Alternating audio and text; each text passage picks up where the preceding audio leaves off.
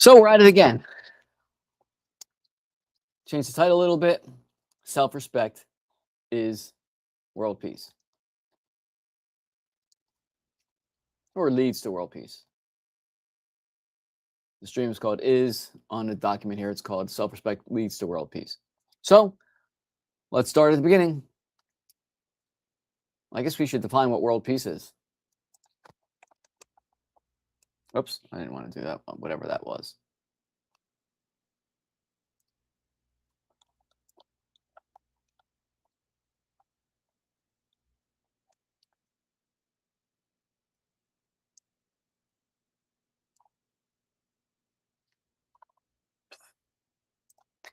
Oh.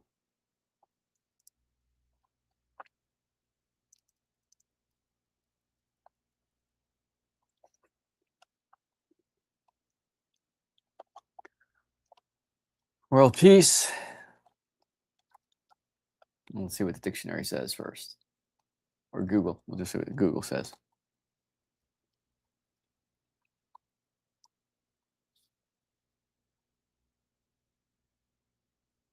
An ideal state of harmony.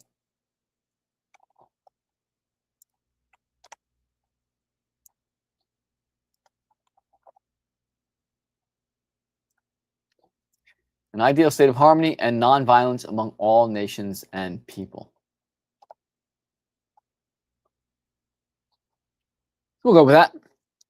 Let's see, what size is that? It's 21. What size is that? That's 21.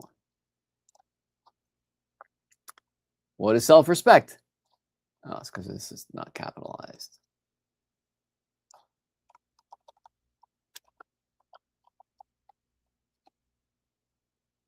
That's why.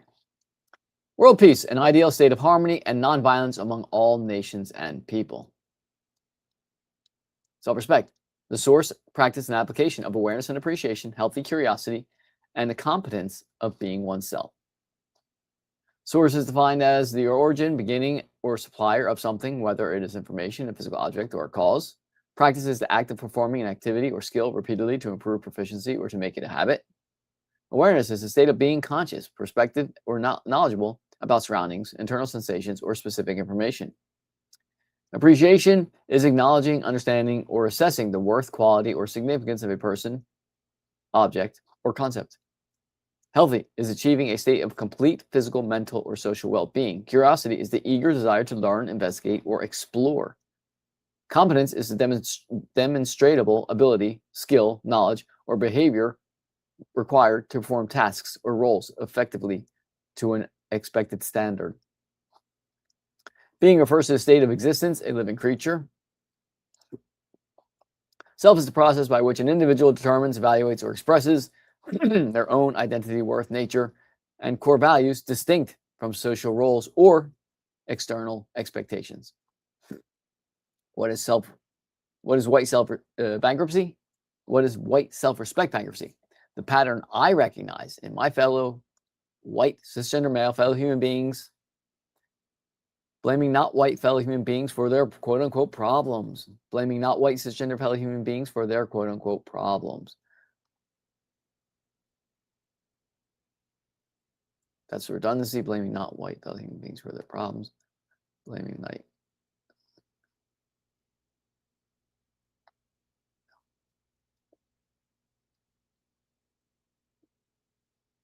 Why is that on there twice? I guess I did that yesterday. Blaming not cisgender fellow human beings for their quote-unquote problems. January 6, 2021. Behaviors exhibited by my fellow white cisgender human beings that's what was missing, as is evidenced by news reports and self-reporting videos and pictures, claiming to not use pronouns. Those are all behaviors of fellow human beings, in my opinion, who are not practicing self-respect. Does white male self-respect exist? I personally think it does, since I claim to have it. Seems to be rare with the patterns I see.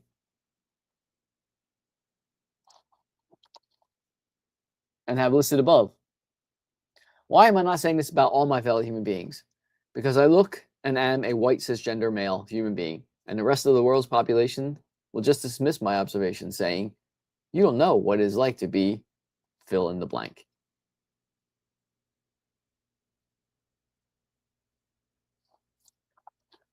Questions every single fellow human being needs to have answers to before every single interaction with a fellow human being, every single time. Question 1 was a dictionary. What dictionary are we using for this interaction? Actually gets the interlocutors on the same page. Increases the possibility and potential for accurate, clear communication. Stops equivocation. Removes every single claimed God from the conversation. Every single dictionary is descriptive, not prescriptive. If your interlocutor's claimed God has not provided any words or definitions of those words and is thus using human words, then I know the meaning of every single word, and so does my interlocutor. It shows self-respect. It shows self-awareness and awareness of others. It shows self-appreciation and appreciation of others. It shows sympathy, aka prefrontal cortex understanding. Increases individual and interdependent safety and stops pronoun ignorance. Can't claim you're going to use a dictionary and then claim you don't know what a pronoun is. They're all listed in there. Question 2, what are your surroundings? Actually gets the interlocutors in the same reality. Increases individual and interdependent safety. Assesses the ecosystem's biometric markers. Question 3, what is your inner voice self story? The most important story in the universe, in my opinion. The story you tell yourself about yourself. Whose voice tells that story to you? Your own voice, other voices, parents' voices, spouses' voices, mean kids' voices, priest, imam, rabbi's voices. The manner in which the story is told to you. Is it told by a friend? Friend spelled wrong. Just notice that. That's not right. I have no idea how to spell friend all of a sudden.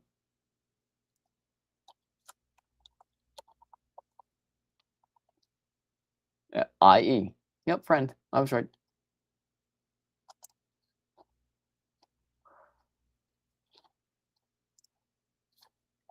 Again, self-respect is the source, practice, and application of awareness, appreciation, healthy curiosity, and competence at being oneself. Makes eye contact with oneself in the mirror and smiles at oneself. Do you look in the mirror and like what you see?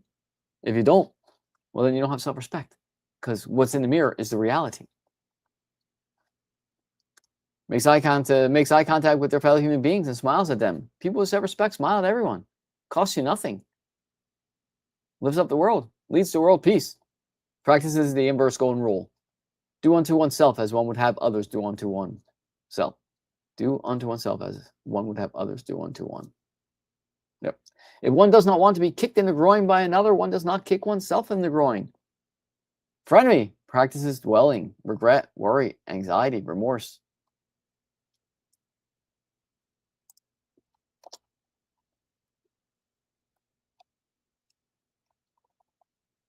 Kicks oneself in the groin.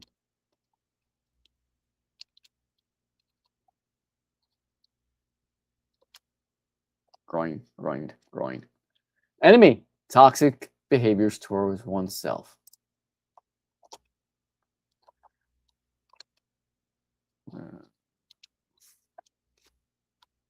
Smoking.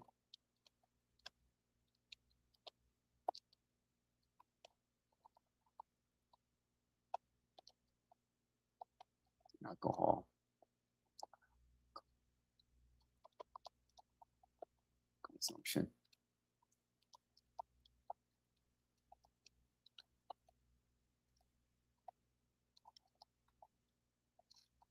Illicit drug use.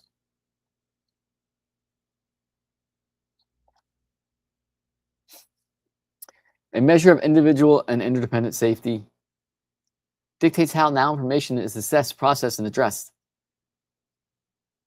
If your inner voice self-story is told by an enemy, don't you think that is controls how the information you receive is assessed?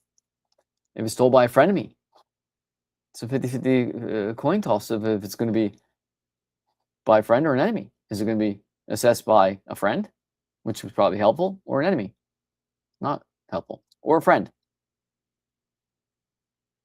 Information is going to be assessed by someone who cares for you. Question 4, what are your emotional attachments? Emotional attachments are deep, often subconscious, mental, and emotional bond with people or objects that fosters feelings of safety, comfort, and security. Generational baggage, stories, memories, families, sports teams, religion, rabbit's feet, and socks. Rabbit socks. Rabbit's feet, socks. Maslow's perch.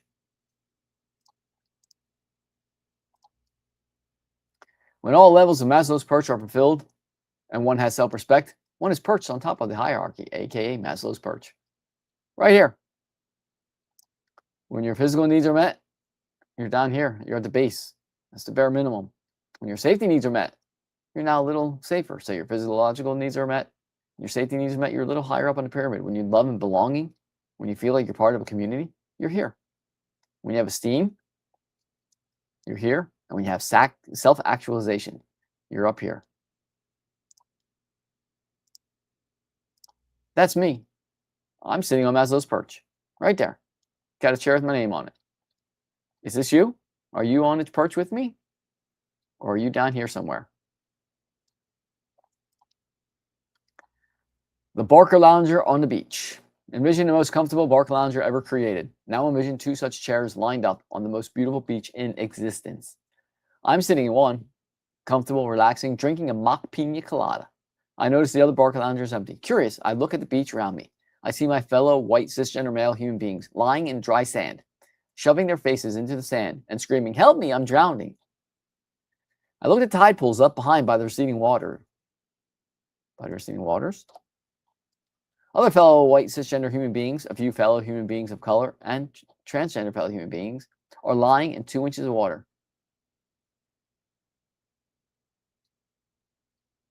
Shoving their faces into the silt and screaming, "Help me, I'm drowning." I look further out into the shallows and see the same. Fellow human beings kneeling in knee-deep water, faces submerged, screaming, "Help me, I'm drowning." Further out in the deep swells, there are other fellow human beings who are actually drowning. They aren't screaming, they are fighting silently for survival. I'm not a strong enough swimmer to reach them. I use my comfort and my prefrontal cortex, aka sympathy, aka emotional attachment, to assess the situation. I should put something about hormones in there. I use my prefrontal cortex. I use my comfort and my prefrontal cortex.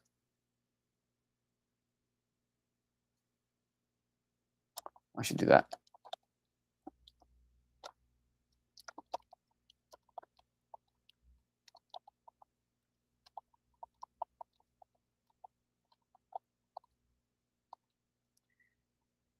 And my prefrontal cortex, sympathy, aka emotional intelligence, to assess the situation. I realize the most efficient and optimal path to saving those in the deep waters is to recruit my fellow white cisgender male human beings on the beach in the sand.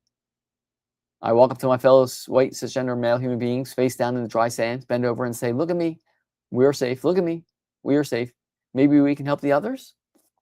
But they refuse to stop their screaming. They continue to shove their faces into the sand, gripped by a quote-unquote survival story, screaming, "Help me, I'm drowning." Question 1, where are you in this analogy? Question 2, are you in the chair sitting next to me? Question 3, are you in the deep water struggling? Question 4, are you already out there swimming, helping your fellow human beings in the deep waters? Question 5, or are you drowning in the sand? Are you a spring or spigot? Spring or spigot? Envision a natural spring. Now place a cylinder open on both ends on top of the spring. This is the vessel. If the spring is weak, it cannot fill the vessel. Nothing around the vessel gets water. If the spring is stronger, it fills the vessel and maybe a little water spills over the sides, watering a few things nearby. Now envision a spring so strong that the water floweth over.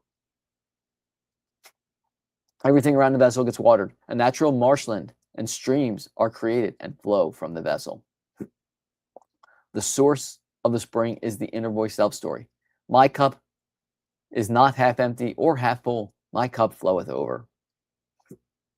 Now envision a spigot. Some vessels have spigots installed by the vessel or other vessels, families, friends, identities, or stories. Water is diverted from the vessel to fill someone else's half-filled cup vessel because their own spring is not strong enough. This prevents the vessel from ever flowing over. Some spigots are poisoned. Drama, stress, when installed, they poison the spring and divert the water at the same time. Sometimes They kill the spring entirely. I have removed all spigots. Now, everything around me gets watered because fertile marsh lands surround me and nutrient-rich streams flow from the vessel.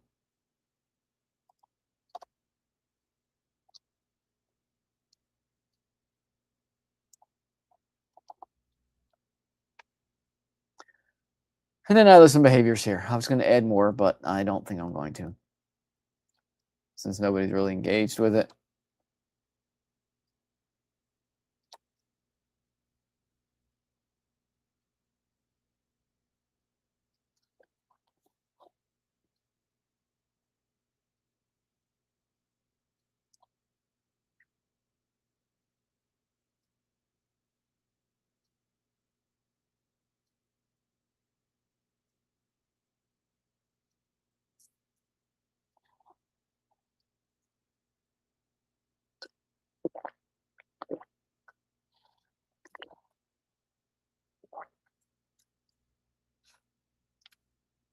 Later.